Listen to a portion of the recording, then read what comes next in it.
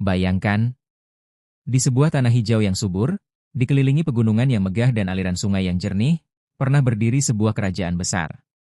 Kerajaan itu dikenal makmur, rakyatnya hidup damai, budayanya luhur, dan para penguasanya dihormati. Namun seiring waktu, kerajaan ini lenyap, seperti ditelan bumi. Yang tersisa hanyalah jejak samar dalam naskah kuno, legenda rakyat, dan misteri yang masih menyelimuti hingga hari ini. Inilah kisah tentang Kerajaan Pajajaran, kerajaan besar yang pernah berjaya di tanah Sunda, Jawa Barat, namun kemudian hilang dari peradaban. Sebelum kita masuk lebih dalam ke dalam kisah penuh misteri ini, jangan lupa untuk dukung channel ini dengan cara subscribe, like, share, dan nyalakan lonceng notifikasi.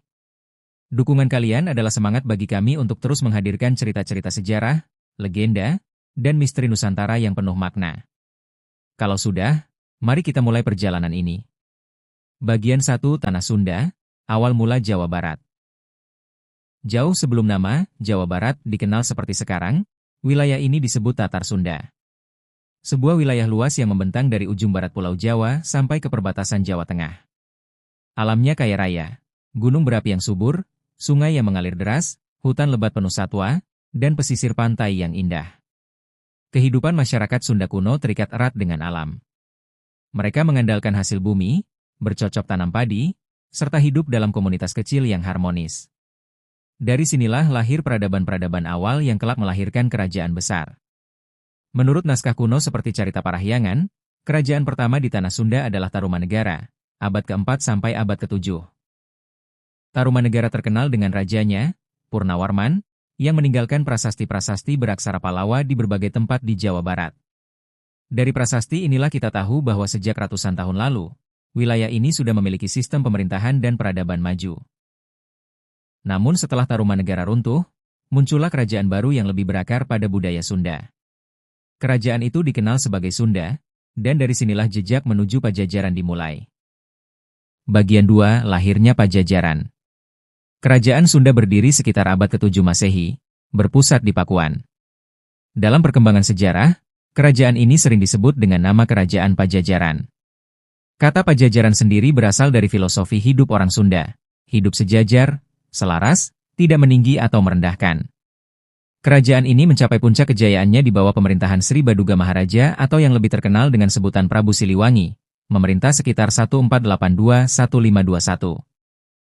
Nama Siliwangi begitu melegenda di tanah Sunda, bahkan hingga hari ini masih dihormati sebagai simbol keagungan, keadilan, dan kewibawaan. Di masa Prabu Siliwangi, Pajajaran disebut sebagai negeri yang makmur. Sungai-sungai penuh ikan, sawah menghijau, rakyat hidup dalam keteraturan. Ibu kota kerajaan berada di Pakuan Pajajaran, yang kini dikenal sebagai daerah Bogor. Naskah kuno menggambarkan Pakuan sebagai kota indah dengan alun-alun, istana megah, jalan-jalan yang rapi, dan tempat suci untuk sembahyang.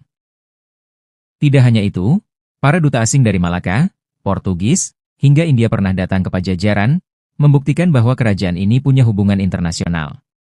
Bagian 3 Kisah Prabu Siliwangi. Tidak mungkin menceritakan Pajajaran tanpa menyinggung Prabu Siliwangi. Ia adalah raja yang arif dan gagah berani. Kisahnya menyebar dalam berbagai versi, antara fakta sejarah dan legenda.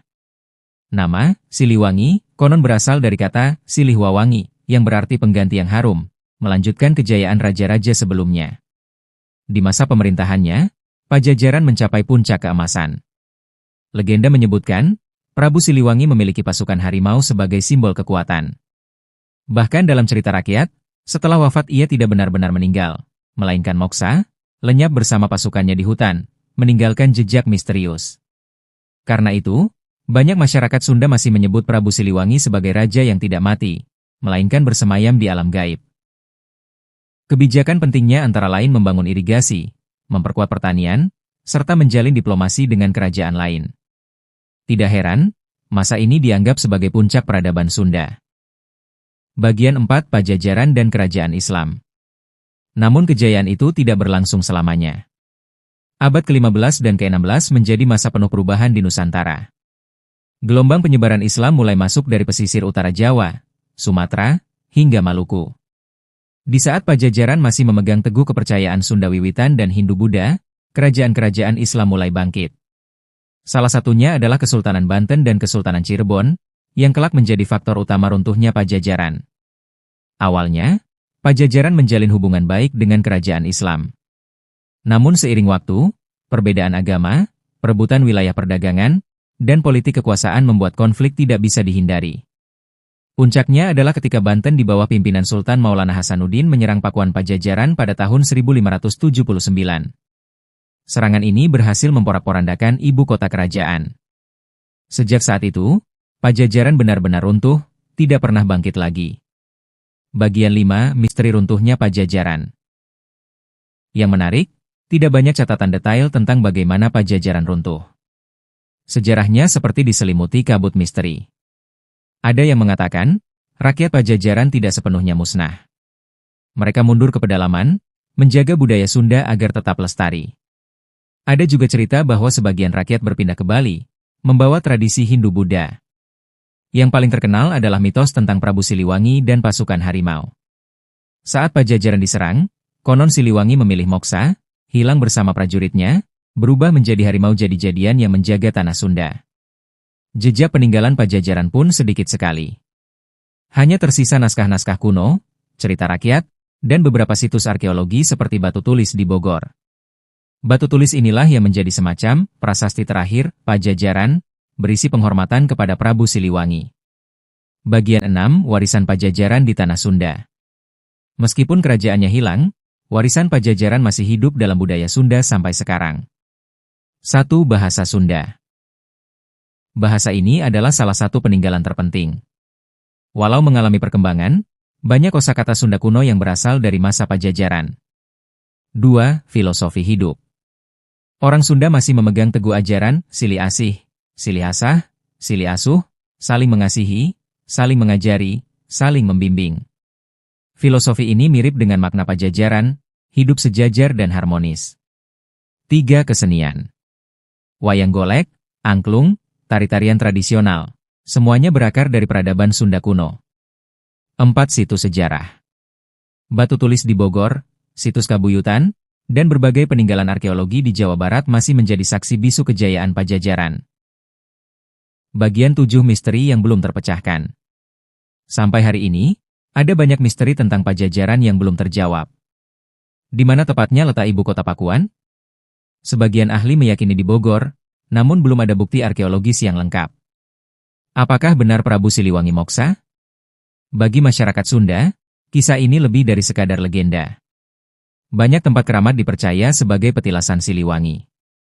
Apakah ada penerus Pajajaran yang tersembunyi? Beberapa keturunan bangsawan Sunda dipercaya masih ada, meski tidak memerintah secara politik. Misteri-misteri inilah yang membuat Pajajaran selalu hidup dalam ingatan.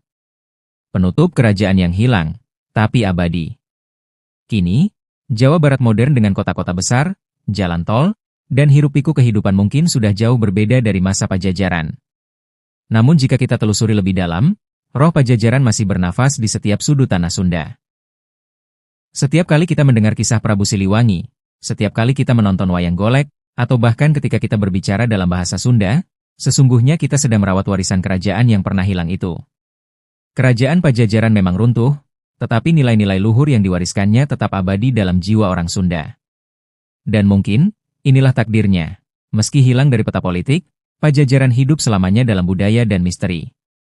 Itulah kisah tentang asal-usul Jawa Barat dan misteri Pajajaran, kerajaan yang hilang di tanah Sunda.